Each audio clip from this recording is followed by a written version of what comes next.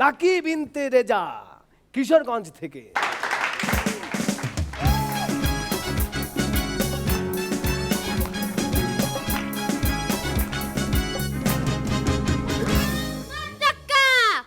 ছক্কা হই হই বল দৌড়াইয়া গেল কই, চার ছক্কা হই হই বল দৌড়াইয়া গেল কই।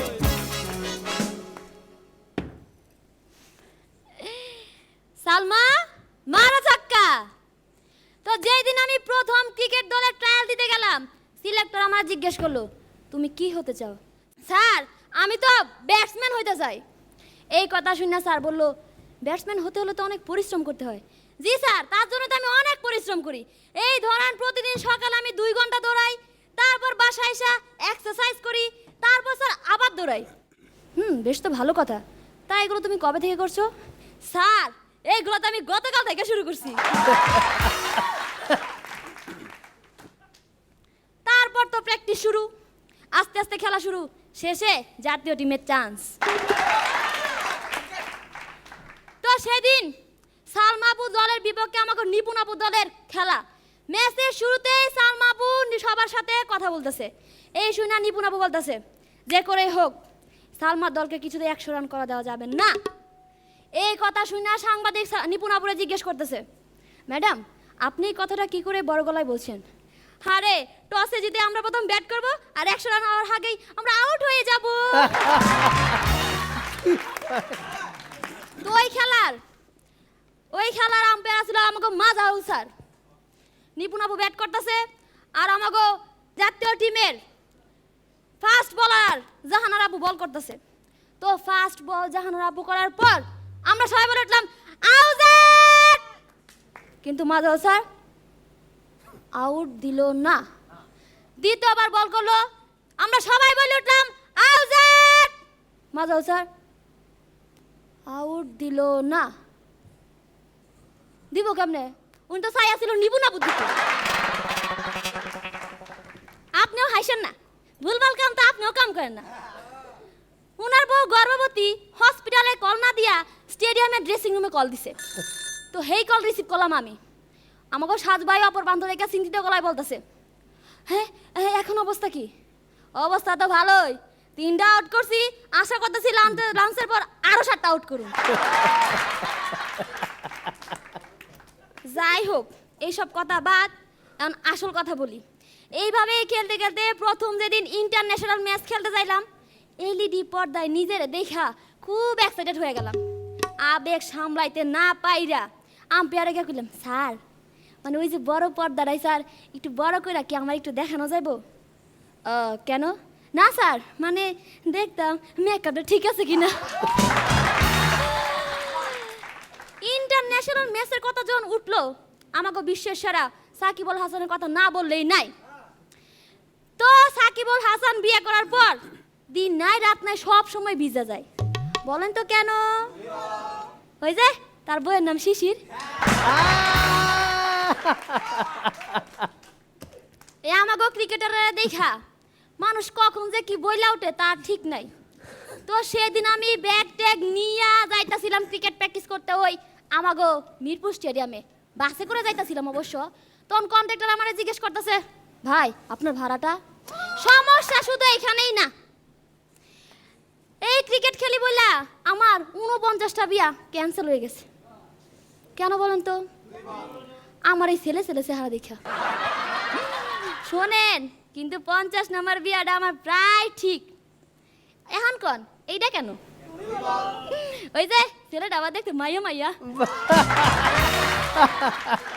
যাই হোক এইসব কথা লইয়া ঘুরে লাভ নাই, এখন আসল কথা বলি। 2007 সাল থেকে হাঁটি হাঁটি পাপ কইরা আমরা মহিলা ক্রিকেট দল এখন এমন পর্যায়ে আসছি যে এখন যে কোনো দলে আমরা অনায়াসে আউট করতে পারি, মানে হারাইতে পারি। তো সেদিন ওয়েস্ট ইন্ডিজের টিম আমাগো দেশে খেলতে আইব। তো খেলার আগের দিন ওই টিমের এক প্লেয়ার তার মারে বলতেছে মা 1 কাপ চা দাও তো। কিছুক্ষণ পর মা আইসা একটা প্লেটে করে চা দিল। এই দেখে সেই প্লেয়ার বলতেছে মা তুমি আমার প্লেটে করে চা দিলা কেন? আরে যাইতাছো তো বাংলাদেশে, কাপ তো ওরাই রেখে দাও, প্লেটে খাই অভ্যাস করো। এতক্ষণ যা বললাম এগুলো জোকস হলেও বাস্তবতাটা ভিন্ন। আমি বাংলাদেশের ক্রিকেটার, বাংলাদেশের মেয়ে। আমাদের প্রতিনিয়ত হাজারটা সংগ্রাম করে পথ চলতে হয়, আর এসব উপেক্ষা করে আজ আমি একজন প্রমিলা ক্রিকেটার। আমি জানি আমরা মেয়েরাই এইভাবেই সামনে এগিয়ে গেছি। আমরা হচ্ছি তারা যারা লাস্ট ওভারেও ম্যাচ জিতাতে পারি। বাহ বাহ।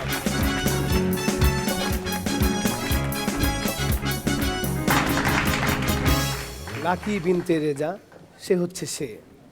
শেষ শব্দটি দিয়েও সে নিজেকে অনেক দূর নিয়ে যেতে পারে। লাকি বিনতে রেজা, তুমি তো ক্রিকেট নিয়ে, প্রমিলা ক্রিকেটারদের নিয়ে যে অসাধারণ পারফরমেন্সটা দেখালে, এটা নিয়ে তো অবশ্যই আমাদের বিচারকেরা কথা বলবেন। তার আগে তোমাকে একটা গল্প শোনাই। ছেলেদের সাথে একটা মেয়ে ফুটবল খেলতে নেমে গেছে ছেলে সেজে। রেফারি কোনোভাবেই বুঝতে পারছে না যে সে মেয়ে, এবং সে খেলেই যাচ্ছে এবং সে খুব ভালো খেলছে।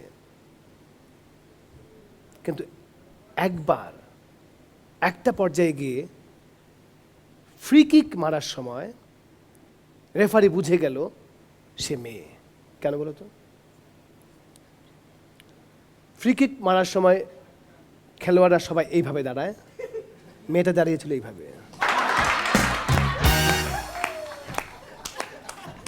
জুয়েল ভাই, লাকি, নাম তোমার লাকি, কিন্তু আমার এই মুহূর্তে নিজেকে লাকি মনে হচ্ছে। বাহ, অসাধারণ, অসাধারণ। এবং তুমি এখানে যে দাঁড়িয়েছো, স্পষ্ট বোঝা যায় যে তুমি তোমার রিহার্সালটা পারফেক্টলি করেছো। অভিনন্দন। নিপুণ। লাকি তো সবসময় ভালো করে, এবং লাকি যদি খারাপ কিছু করে তাহলে একটু সারপ্রাইজ হব, কারণ এখন একদম আমরা সেমিফাইনালে আছি। তো আশা করছি যে লাকি এরকম কিছুই করবে। হোপস তোমার সাথে ফাইনালে আমাদের দেখা হচ্ছে। Thank you. 100 রানে বেশি করতে পারবে। মাজার ভাই, একজন রম্য পারফর্মার যে কতটুকু ক্রিকেট জানতে পারে তার প্রমাণ তুমি বোঝালে। ক্রিকেটের খেলার বিভিন্ন ভঙ্গি, বোলিং অ্যাকশন, যত রকম ব্যাপার আছে সবগুলো দেখিয়ে তুমি সবশেষ যে মানে উৎসাহব্যঞ্জক শব্দটি উচ্চারণ করলে শেষ বলেও জেতানো সম্ভব। Yes. সেটা আমরা পারি, সেটা আমার মনে হয় তুমিও পারবে এক সময়। ধন্যবাদ তোমাকে লাকি। আমার কাছে যেই পয়েন্টগুলো ভালো লেগেছে আমি সেইটাই বলছি যে লাইভে, যেটা সাজু ভাইও জানো, আমরা যারা পারফর্ম করি, যে লাইভে ভুলে যাওয়াটা একটা কমন একটা বিষয়, ছুটে যাওয়াটা।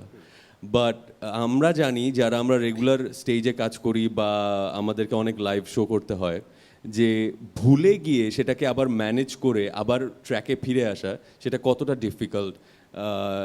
দর্শক যারা আছে সেটের সামনে তারা হয়তো বা বুঝবে না যে এখানে অনেকগুলো মানুষ এবং একটা মেন্টাল প্রেশার থাকে, যেহেতু এটা একটা কম্পিটিশন।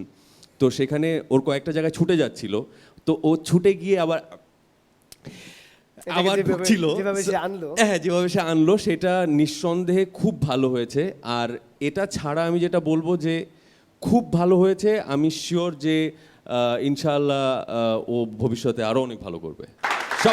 সবাই চকচকা হই হই বল দৌড়াইয়া গেল কই, চকচকা হই হই